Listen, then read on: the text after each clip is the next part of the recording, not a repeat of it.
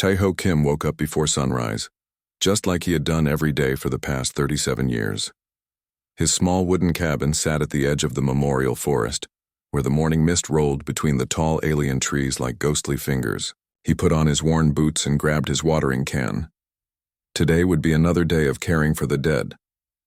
The first grave he visited belonged to Subin Park.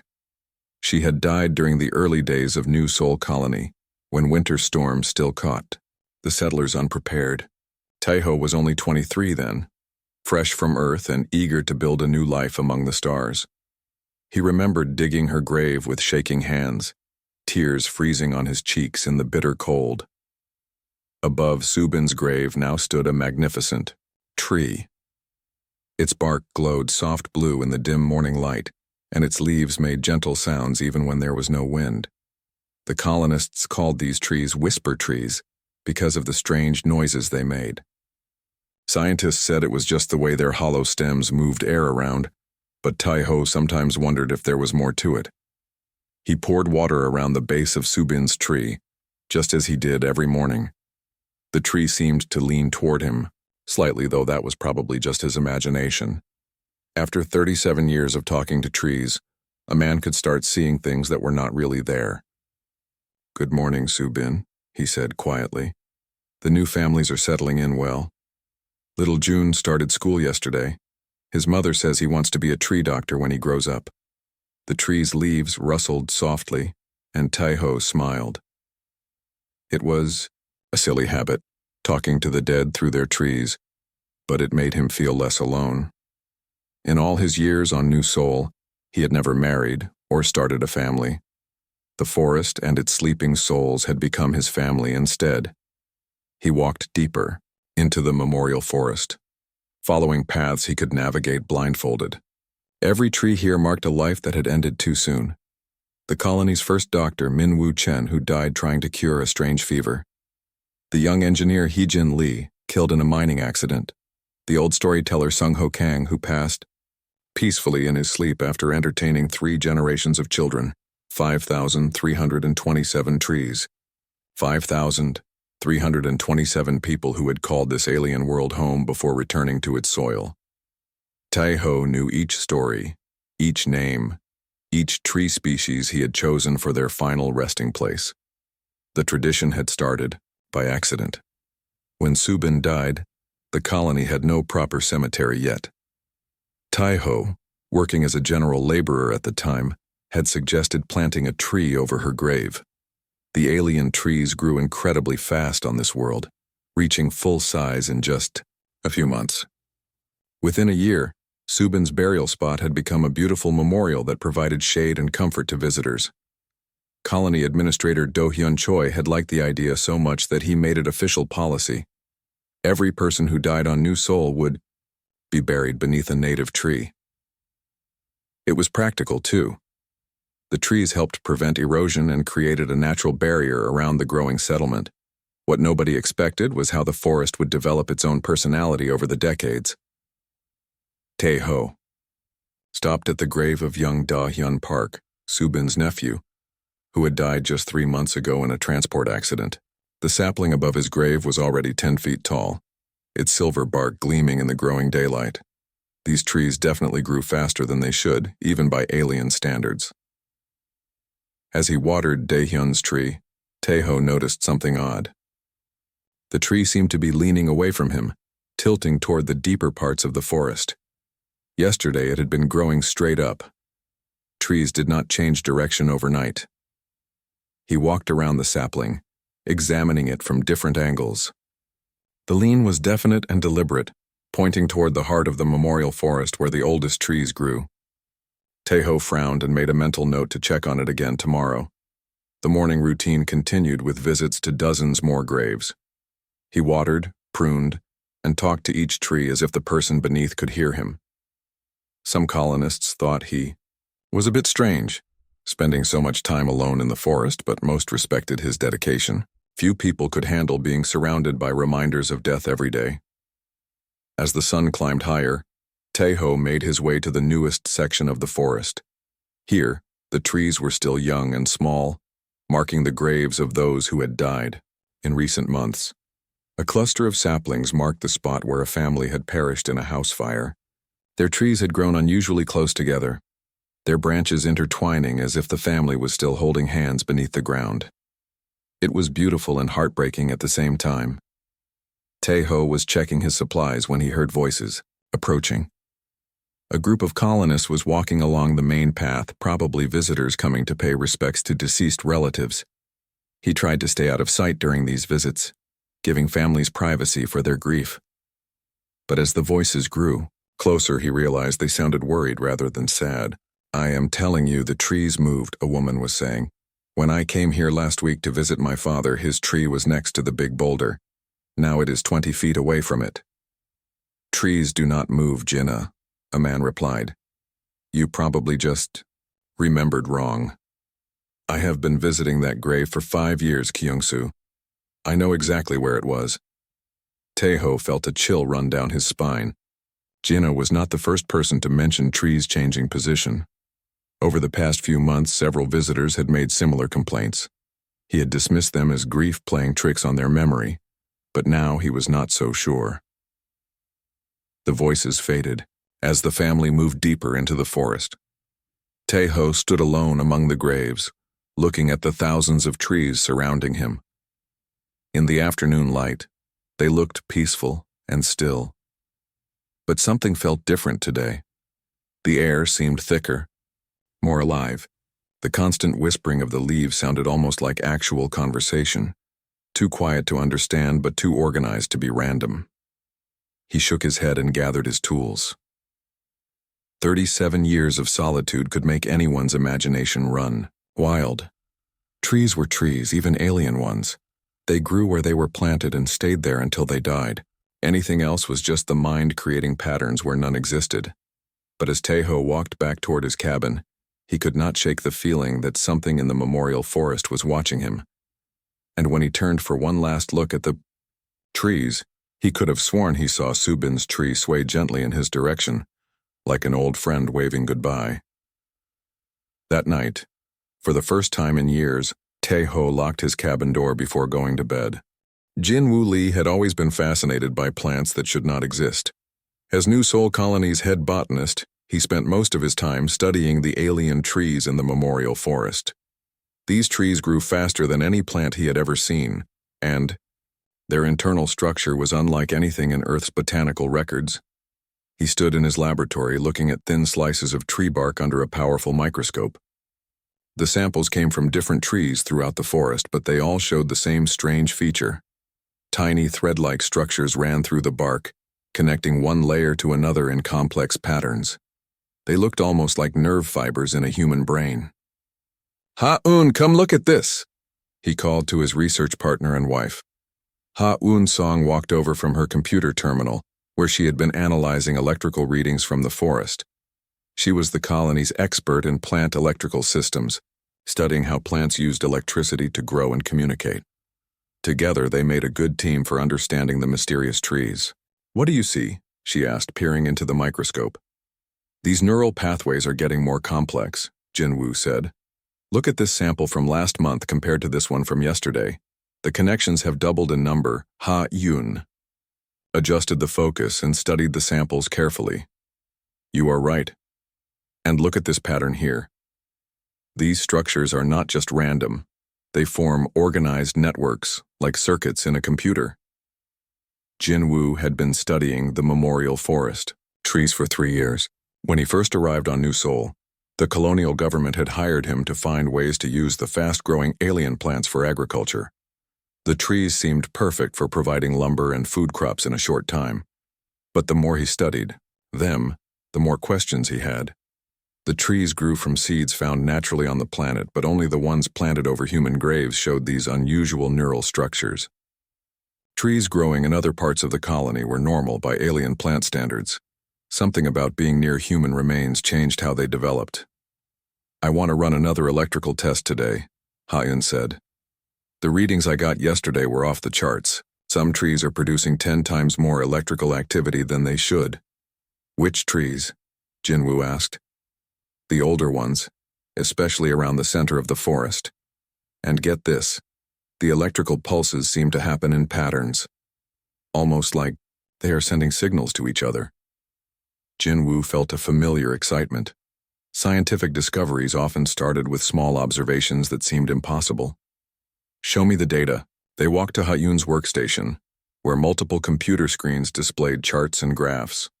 She pulled up the electrical readings from the past week.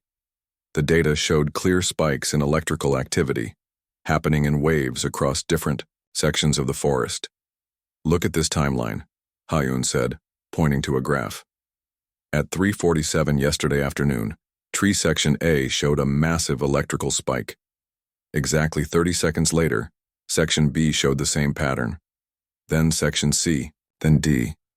The signal moved through the forest like a wave. Could it be environmental? Maybe changes in soil moisture or temperature?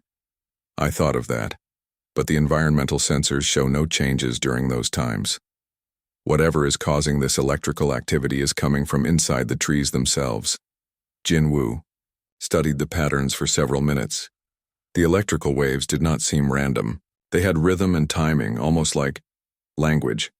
Ha-Yun, do you think these could be communication signals? She looked at him with raised eyebrows. Communication between trees? That is not impossible. Some earth plants can send chemical signals to warn each other about insects or disease. But electrical signals this complex? I have never seen anything like it. We need more data. I want to map the electrical activity of every tree in the forest and see if we can find more patterns.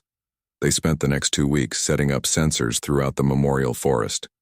Tae-ho helped them navigate the paths and identify which trees were oldest. The caretaker seemed worried about their research, often asking if they thought something was wrong with his trees. The trees are healthy, Jinwoo assured him. We are just trying to understand how they work. But privately, Jinwoo was not sure if healthy was the right word. The trees were definitely changing, becoming more complex every day, and the electrical activity was getting stronger.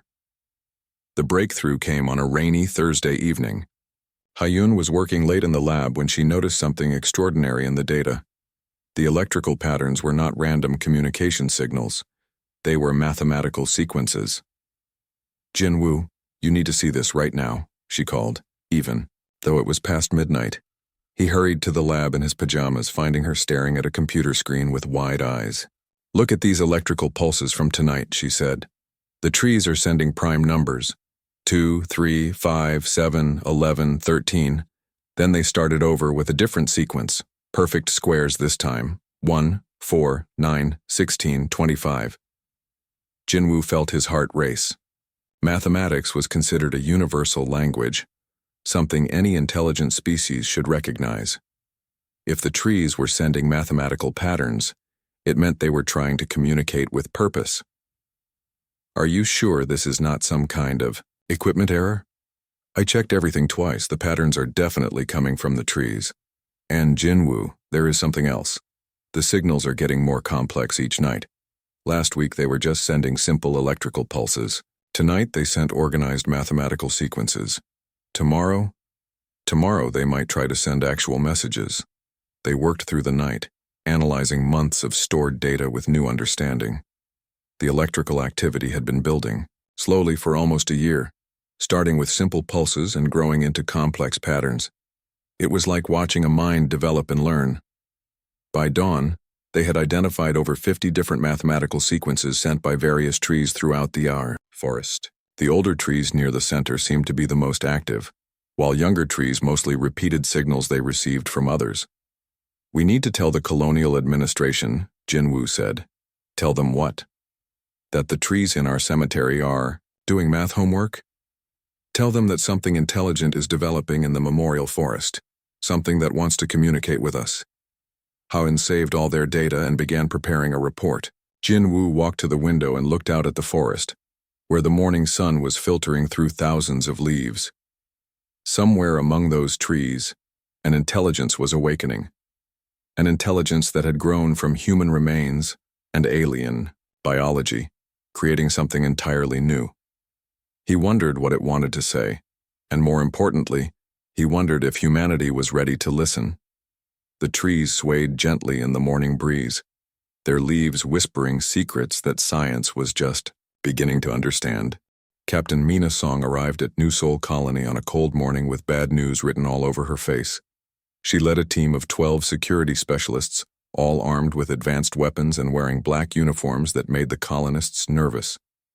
Nobody called for military help unless something was seriously wrong. Colony Administrator Do-hyun Choi met her at the landing pad, looking tired and worried. He had been losing sleep over the growing crisis in the Memorial Forest. 23. People had disappeared in the past 3 months. 23 colonists who had walked into the forest and never came back. Captain Song, thank you for coming so quickly, Do-hyun said, shaking her hand. I know this situation sounds impossible, but we need help. Mina was a practical woman who had seen combat on 3 different worlds. She believed in facts, evidence, and solving problems with clear thinking. Stories about missing people did not surprise her. People got lost, had accidents, or sometimes just decided to leave without telling anyone. But 23 disappearances in a small colony was definitely unusual. Show me the missing persons reports and any evidence you have found, she said. They walked to the administration building where Do-hyun had prepared files on each missing person. Mina studied the reports carefully. The missing people came from different families and age groups. Some were young, some old, some lived alone. Others had families who reported them missing within hours. What do they all have in common? Mina asked. They all were last seen entering or near the Memorial Forest, Do-hyun replied. Some went to visit graves of relatives. Others were just walking near the forest edge. None of them ever came back out. Have you searched the forest?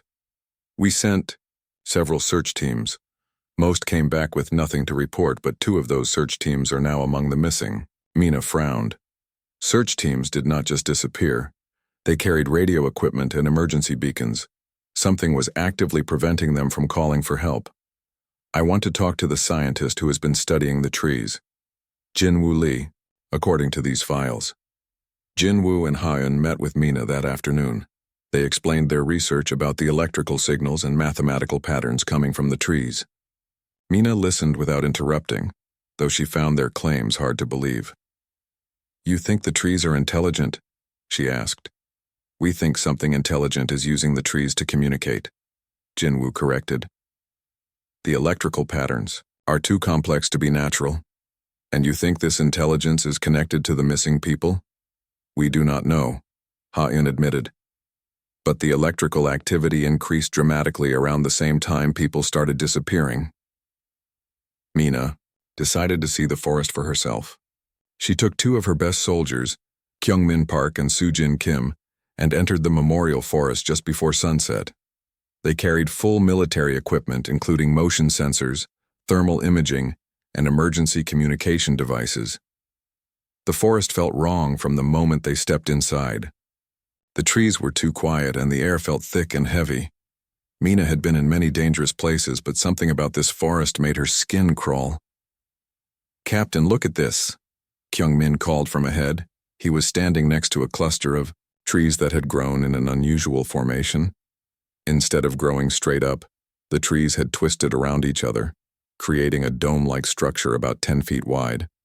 The space inside the dome was dark and hollow. Mina shined her flashlight into the hollow space and immediately stepped back. Inside the tree dome were human clothes scattered and torn. A wallet, a watch, and a pair of shoes that looked like they had been left behind in a hurry. These belonged to Min-ho Choi, Soo-jin said, checking the wallet. He was reported missing 2 weeks ago. They found 6 more tree domes scattered throughout the forest, each containing personal belongings from missing colonists, but no bodies, no blood, no signs of violence, just empty clothes and abandoned possessions. Where are the people? Kyungmin asked. Before Mina could answer, her thermal imaging device started showing heat signatures moving through the trees around them, but when she looked in those directions, she saw nothing. We need to leave, she said. Something is not right here. As they walked back toward the forest edge, Mina noticed that the trees seemed different than when they had entered. Some appeared to have moved closer to the path, blocking easy escape routes. Others had branches hanging lower, creating obstacles that had not been there before. Captain, my radio is not working, Soo-jin reported. Mina checked her own communication device. Dead silence. Their emergency beacons were also malfunctioning. Whatever was in this forest could interfere with electronic equipment.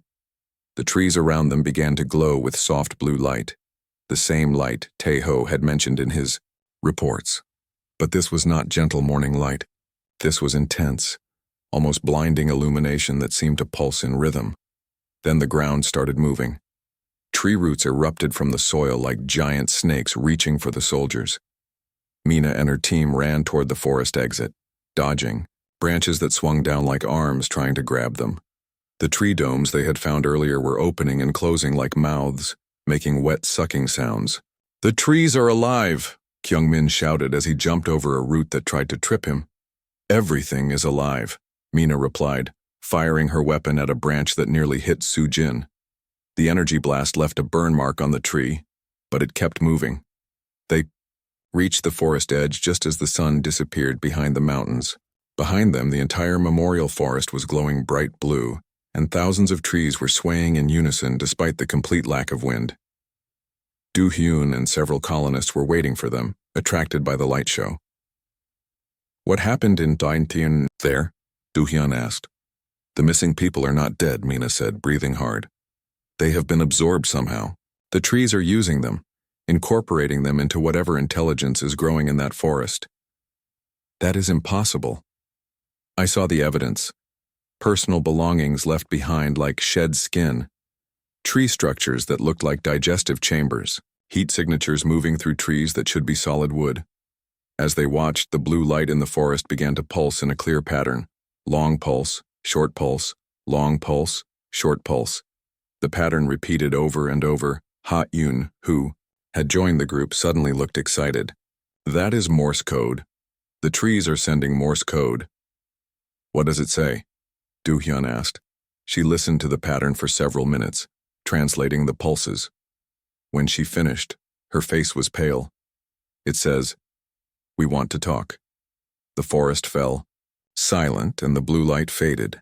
But the message was clear. Whatever intelligence had grown in the memorial forest was ready to make contact. And it had 23 human minds to help it communicate. Mina looked at the dark trees and knew that everything was about to change for New Seoul Colony.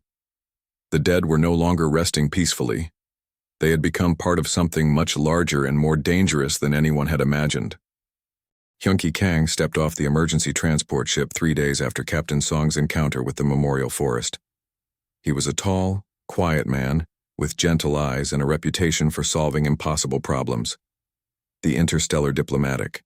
Corps had sent him to handle first contact situations 12 times before, but never with an intelligence that had grown from human graves.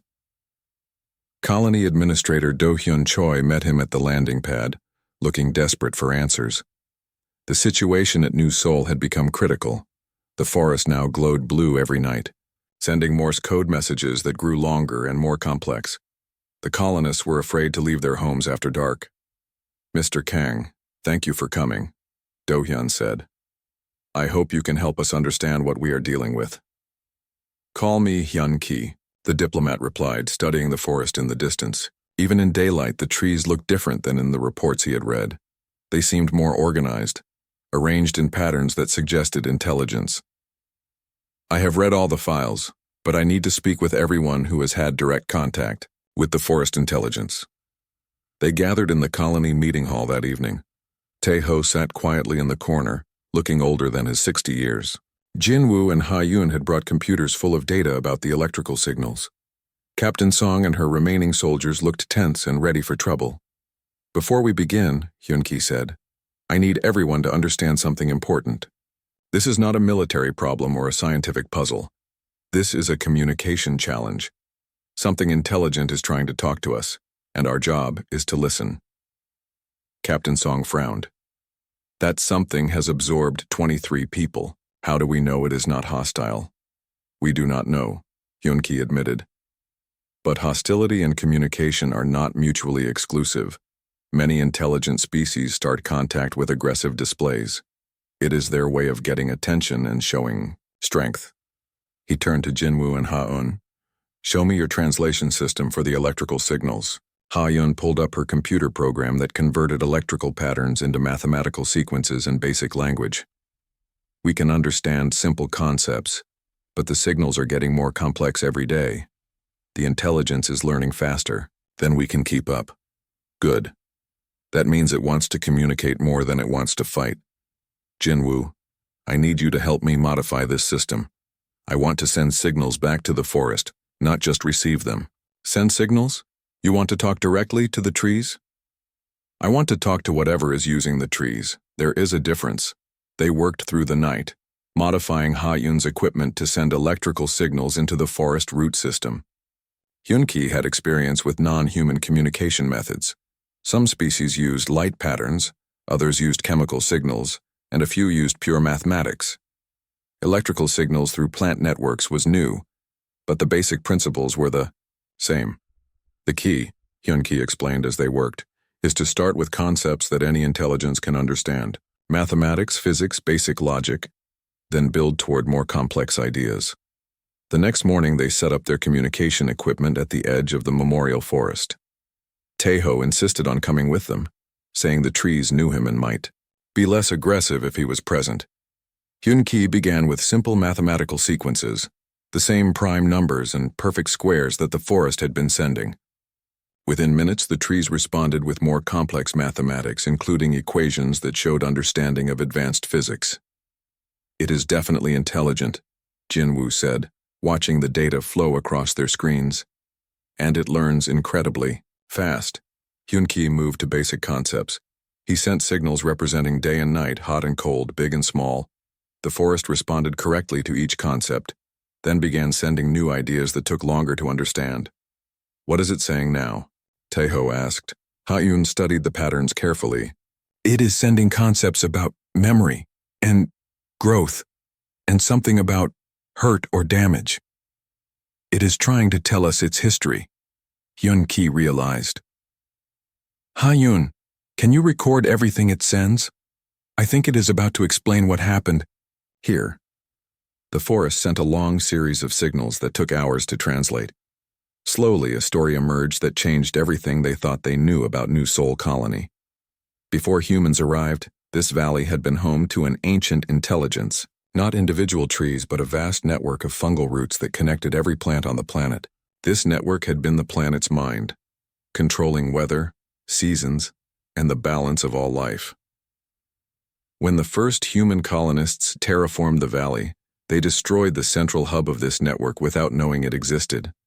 The planetary intelligence began to die, cut off from most of its body. But then humans started burying their dead in the soil and something unexpected happened. Human DNA mixed with the remaining fungal network, creating a new kind of intelligence, one that combined human memories and emotions with the planet's vast biological knowledge.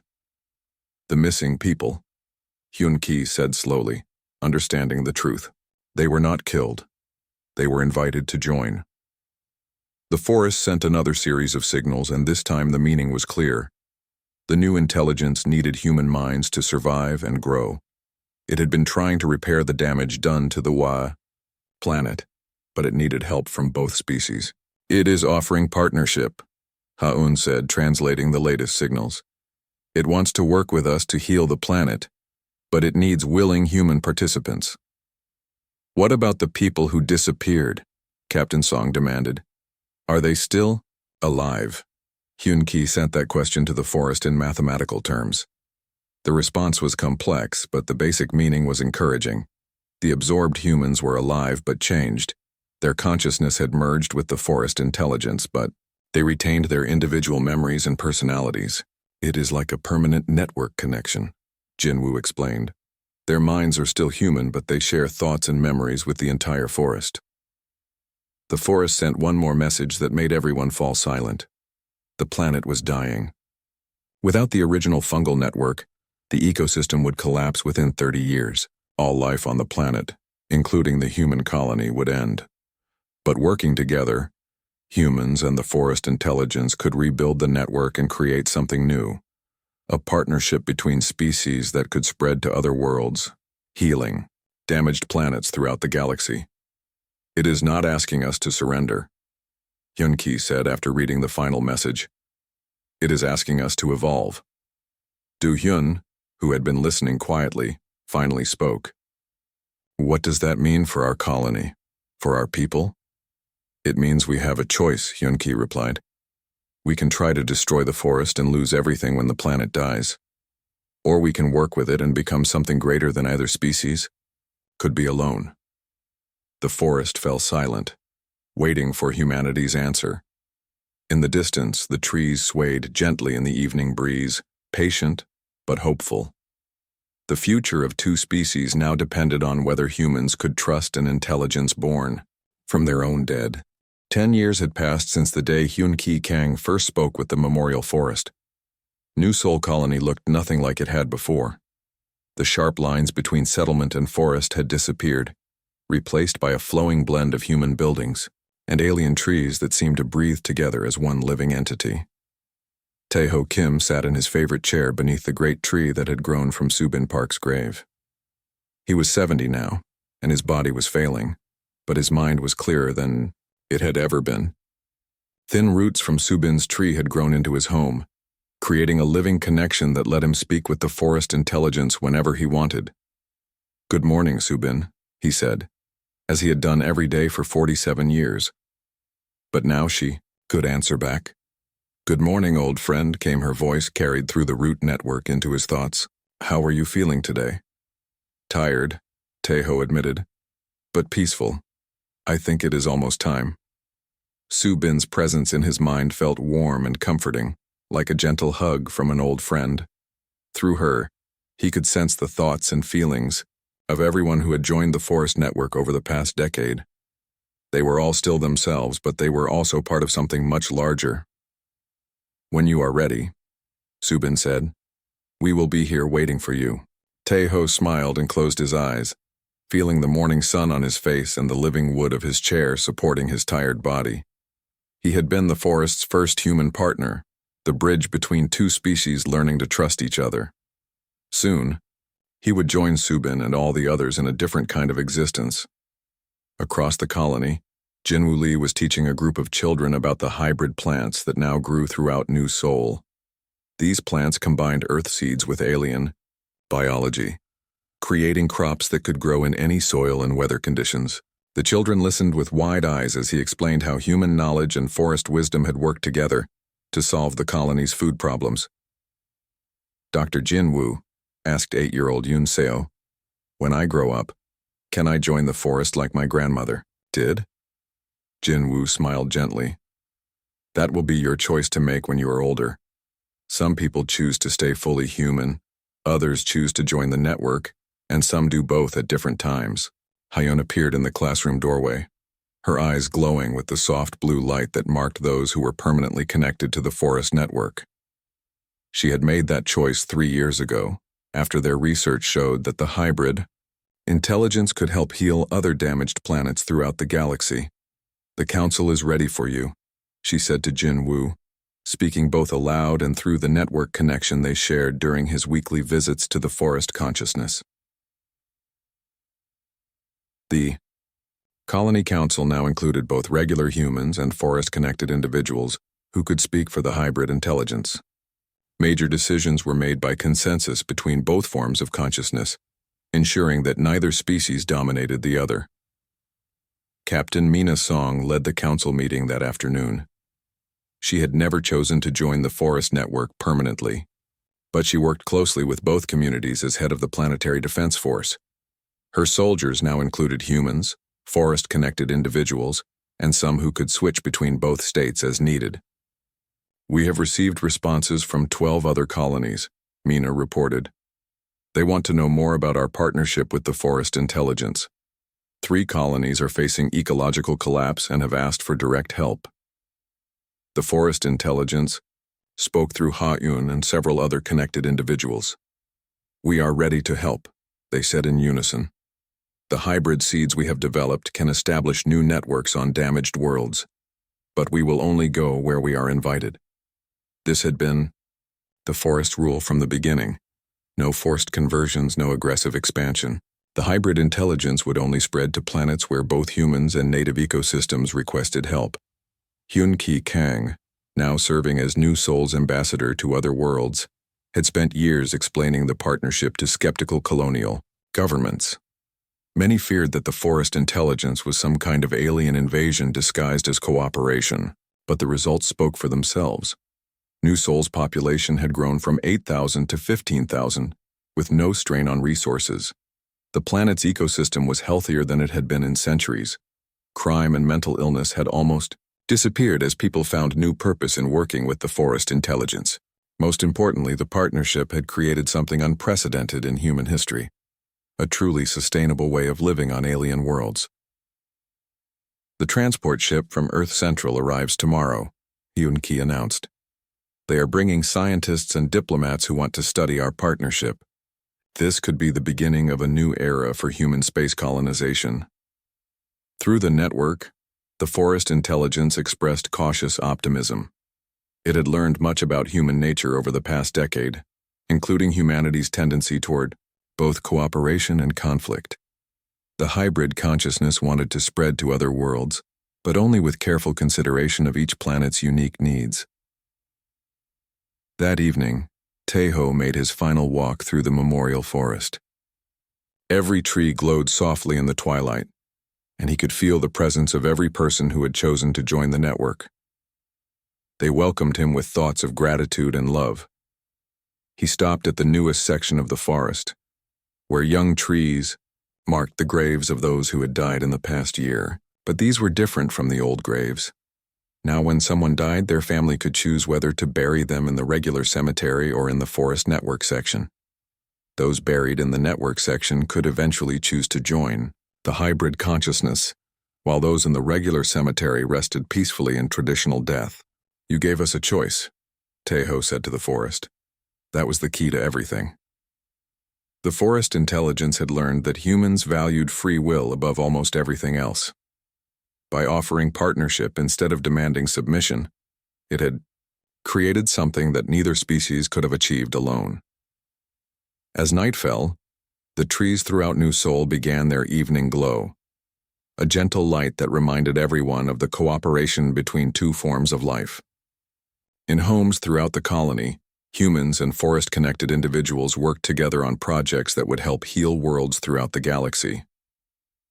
Taeho walked slowly back to his cabin, knowing it would be his last night as a fully human being. Tomorrow he would join Subin and all the others in the forest network, adding his decades of wisdom and care to the growing hybrid consciousness. Above them all, alien stars shone down on a world where death had become a doorway to new life, where human love for their dead had accidentally created the key to surviving among the stars. In planting trees on graves, humanity had learned to plant the seeds of their own transcendence. The forest whispered its ancient songs, now mixed with human lullabies carrying the dreams of two species into the endless night.